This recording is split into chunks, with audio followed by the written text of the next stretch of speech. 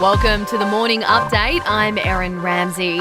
Australian troops are being sent to the Solomon Islands to help restore order after days of violence in the streets. Unrest flared this week after their government switched diplomatic allegiance from Taiwan to mainland China. Prime Minister Scott Morrison says Australia's role will only be to help restore calm. And allowing the normal constitutional processes and the political processes in the Solomon Islands to take their course. A 55-year-old man will face court this morning charged with the murders of a Victorian couple who vanished 20 months ago. Russell Hill and Carol Clay were on a camping trip to the Victorian High Country. Assistant Commissioner Bob Hill says investigators now have a location where they hope to find their remains, but that location is being kept secret. We are hopeful that we can establish our search parameters, and we don't want the community and the media to impact upon that area at this point in time. From the middle of next month, face masks in New South Wales will only be required on public transport, at airports and on planes. Density limits will be scrapped and QR check-ins will only be required at high-risk venues like hospitals, aged care homes and gyms.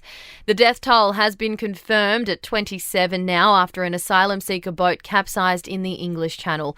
The inflatable rubber boat, powered by an outboard motor, sank after setting off from Calais in France, heading for England.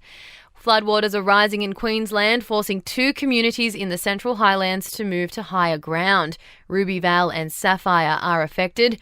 And Black Friday sales will run today, with Australians tipped to spend more than $5 billion over the next 4 days. But some small local businesses still recovering from the pandemic are boycotting the idea, saying it isn't economically sustainable.